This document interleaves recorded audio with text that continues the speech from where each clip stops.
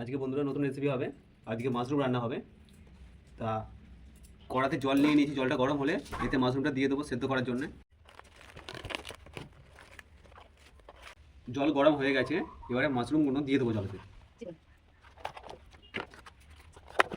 Mushroom সেদ্ধ হয়ে গেছে জলেতে, এবারে মাশরুমগুলো তুলে একটা জায়গায় রেখে দেবো। এবারে মাশরুমগুলো এরমভাবে ধরে ভালো করে গায়ে থেকে এরমভাবে ছাড়িয়ে নেবো।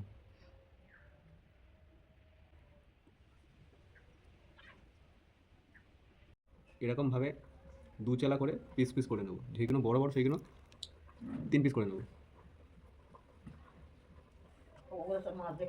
মাশরুম সিদ্ধ হয়ে গেছে, এবার পিস পিস করে কেটে নেব, কারণ এগুলো ভাজতে হবে।